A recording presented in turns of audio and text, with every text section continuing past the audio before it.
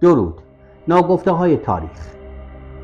راز بزرگ عشق شاپور اول شاهنشاه ساسانی به یک دختر عرب و سرانجام تلخ این عشق.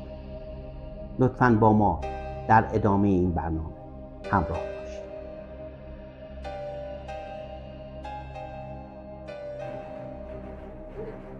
سلطان حتصه که دست نشانده شاهنشاه ساسانی بود، از طرف شاپور اول برای اولین بار به دربار دعوت شد.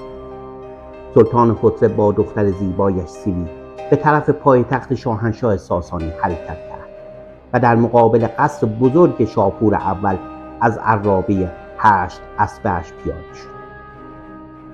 سیوی زیبایی خیره کننده و چشمان سیاه فریبنده‌ای داشت. قبل از پدر از عرابه پیاده شد. به محض اینکه موبد بزرگ چشمش به دختر افتاد، آهسته در گوش آتشدار سالار شاپور گفت: ترسم از این است که چشمان این دختر دل شاهنشاه را برباید. البته سلطان حتصه با آوردن دختر زیبایش میخواست طبق تعلیمی که به دخترش داده بود امتیازاتی از شاپور اول بگیرد و برای خودش که در انتهای مرزهای غربی ایران و نزدیکی خاک روم بود حکومت خودمختاری به وجود آورد. اما غافل از این بود که این عمل ماجرای عشق بزرگی را به وجود می‌آورد. سلطان به دخترش گفته بود که با لباسی از حریر و بهترین عطرها را استفاده کند تا دل شاه را برباید. اما ماجرا برعکس شد و در اولین دیدار دختر با شاپور تحت نفوذ شاه ایران قرار گرفت و عاشق او شد. اما چیزی که همه فهمیدند و موبد بزرگ که پیرمردی پرهیزکار بود را به وحشت انداخت، عاشق شدن شاپور و سیوی که دیوانه‌وار همدیگر را دوست داشتند. بزرگان مملکت سخت نگران شدند، ولی کسی جرأت ابراز نارضایتی را نداشت. هر روز شاپور شاه بزرگ ساسانی با سیوی به گردش و شکار می‌رفتند، می‌خوردند و می‌نوشیدند.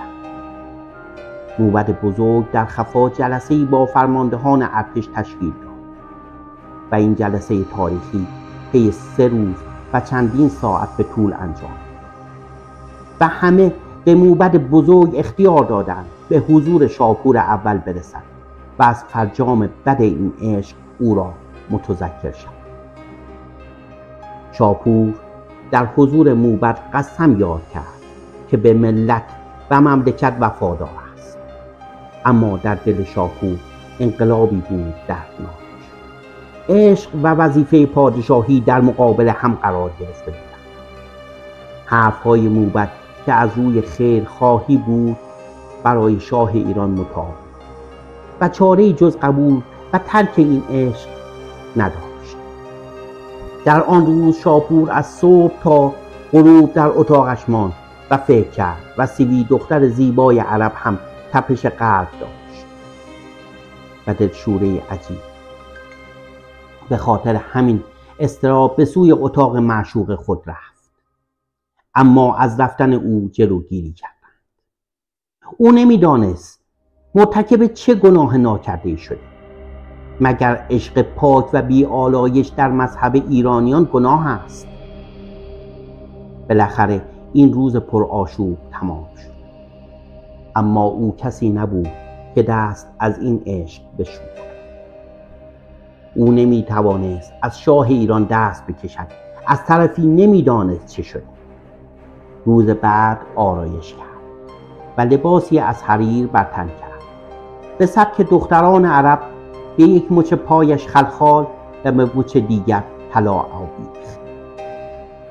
به سوی اتاق شاپور راه افتاد و پشت ستونی مخفی شد تا هنگامی که در اتاق باز شد از پشت ستون پارس شود و شاه او را ببیند. شاه به سوی او پیش رفت و گفت: ای دختر عرب، زیبای من، کبوتر سیاه چشم من، به اهورامزدای پاک سوگند که تو را دوست دارم. دیوانه تو هستم، اما سیوی اشکهایی که از چشمان دلفریبش سرازیر شده بود پاک کرد و گفت اما چه؟ شاپور قدرت ابراز حرفهایش را نداشت. پس سکوت کرد و با هم به باغ تالار رفتند و بر روی چمن مرطوب کنار استخر نشستند. شاپور نمیتوانست بگوید چه شده. گفت خدا میداند که چقدر من تو را دوست دارم، اما باید به جنگ شمال در ایران بروم. هیتاله ها حمله کردند و برای تقویت روحیه سربازان باید به این جبهه بروم و شاید دیگر برنگشتم. دل سیوی فرو ریخت. گفت منتظر میمانم تا برگردی. شاپور گفت شاید نتوانستم که برگردم. سیوی که اشک امانش نمیداد گفت مرا از خود میرانی؟ گناه من این است که دختر عرب هستم و ایرانیان با اعراب میانه خوبی ندارند و بزرگان کشورت از من نفرت دارند. و گریه کنان به طرف تالار رفت و شاپور غم سنگینی در سینه خود احساس کرد. فردای آن روز شاپور به سفر جنگی در شمال رفت و سلطان خسرو پس از 10 روز از عزیمت شاه به طرف کشورش را افتاد. وقتی سیوی از ایران رفت همه احساس خوشنودی کردند، اما غافل از اینکه فصلی جدید از تاریخ خونین شروع می شود. سلطان خسرو وقتی دید نمیتواند امتیازی از شاپور بگیرد، با نماینده روم که برای شورش و انقلاب به خسرو رفته بود مذاکره میکند. جهت شورش آماده میگردد. هفته بعد نماینده مخصوص شاپور را میکشد و 300 نفر سپاهیان شاپور پس از مقاومت آرام آرام عقب نشینی میکنند و خبر به شاپور میرسد. شاپور که تازه از جنگ شمال برگشته بود با سپاه عظیم خود راه مغرب ایران را پیش می‌برد. جنگ سختی آغاز گردید و کشور خسرو مورد هجوم ارتش ایران قرار گرفت. اما شاه دیگر شاه سابق نبود و در جنگ شرکت نمی‌کرد. دیوارها و برج و بارو شهر را مشاهده می‌کرد. اعراب خسرو رموز قلعه‌داری را از رومیان آموخته بودند و همه لوازم و آذوقه در قلعه مهیا بود.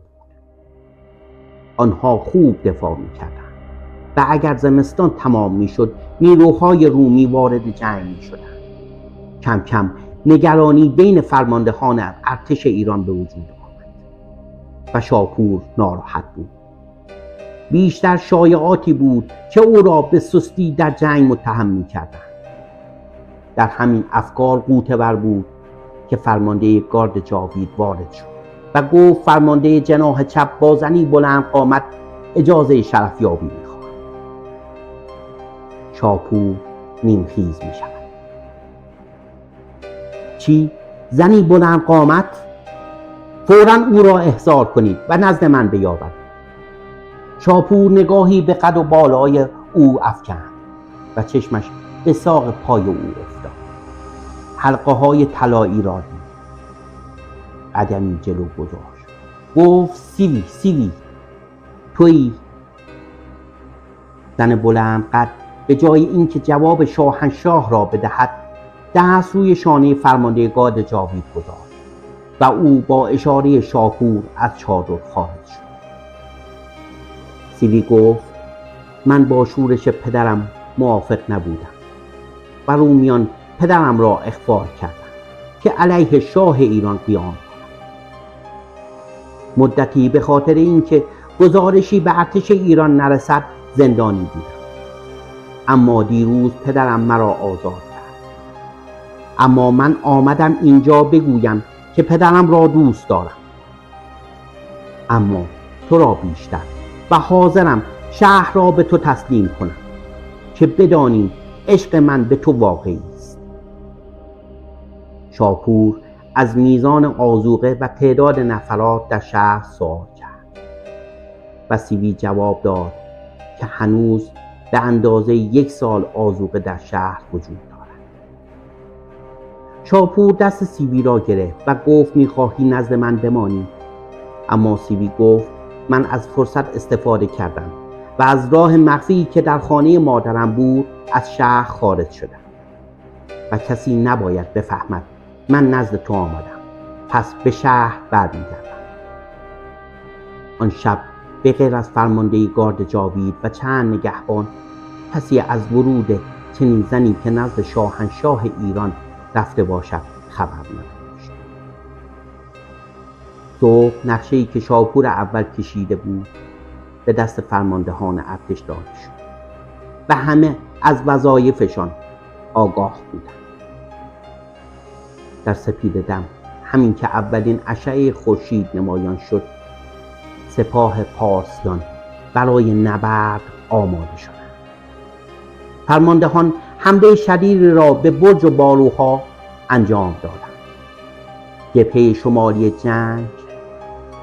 جنگ سختی در و پادشاه خسرو دستور داد جبهه شمالی تقویت کرد. پس از خالی شدن جبهه جنوبی، گارد جاوید از جبهه جنوبی از راهی که سیوی به آنها نشان داده بود وارد شهر شدند. تا پادشاه خسرو آمد به خود به جنبت، سپاه ایرانیان وارد شهر شدند. سیوی تمام رموز فتح شهر و تعداد محافظین را گفته بود و شاپور خوب می‌دانست چه کار کند. شهر فتح شد و سلطان خسرو گفت کار تمام شد. به من خیانت کردند. یک نفر از من به من خیانت کرد. سلطان خسرو با تعدادی از خدمه و جواهراتش فرار می‌کند و به سوی روم حرکت، اما در میان راه به دست رومیان غارت شده و کشته می‌شود. سیوی پنهان شده بود. پس از فتح شهر خود را به شاپور می‌رساند. فتح خسرو بزرگترین ثمره‌ای که در حیات شاپور داشت این بود که عاشق و معشوق به هم رسیدند. موبد بزرگ یقین داشت مدتی دیگر سیوی از شاپور سیر می‌گردد. همانطور که به پدرش خیانت کرد به شاپور هم خیانت می‌کند. به همین خاطر مراقب رفتار او بود. سیوی می‌خواست از شاپور صاحب فرزند شود که این وصلت محکم‌تر گردد. پس به پزشکان ایرانی بابت بچه دار شدن مراجعه می‌کند و آنها نسخه‌ای برای او می‌پیچند، ولی فایده‌ای نداشت. پس به سراغ پزشک رومی رفت. موبد بزرگ را خبر دادند که چندی پیش پزشک رومی به قصر اختصاصی ملکه رفته است. رابطه سیوی با یک پزشک رومی گناهی نابخشودنی است. موبد موبدان و ارتشدار که از نظر مقام بالاترین مقام‌های کشور بودند، پزشک رومی را شکنجه می‌دهند و پزشک هم به خاطر اینکه از درد نجات پیدا کند گفت قصدش قتل شاپور بود. ماجرا را برای شاپور می‌گویند و این گناه سیوی نابخشودنی است. رنگ از چهره شاپور می‌پرد. آیا به راستی سیوی قصد خیانت را داشته؟ شاید پس از اینکه به پدرش خیانت کرده پشیمان شده. او بسر دوراهی بود، عشق یا منافع کشورش. شاپور به طرف قصد سیوی به راه می‌افتد. در فکر خود غوطه ورزید. سیوی هم از همه جا بی خبر خود را آراسته منتظر شاپور است. شب شاپور در کنار سیوی می‌ماند. صبح سیوی با نشاط از خواب بیدار می شود. می گوید دیشب زیر تشک چیزی بوده که نگذاشت استراحت کند و تشک ضخیم را بالا می زند و نخودی را زیر تشک می کند. رو به شاپور می کند که این نخود دیشب نگذاشت استراحت کند. شاید قصد او جاسوسی عشق من و تو بود. شاپور می گوید چگونه این نخود به این کوچکی تو را آزرده؟ مگر در قصر پدرت چگونه میخوابیدی؟ سیوی گفت در قصر پدرم چنان بوده که گویی در ابرها میخوابیدم و پدرم به خاطر من دیگر ازدواج نکرد. شاپور منقلب میشود. پیش خود میگوید چگونه میتواند فرزند که این گونه رشد کرده به پدرش خیانت کند.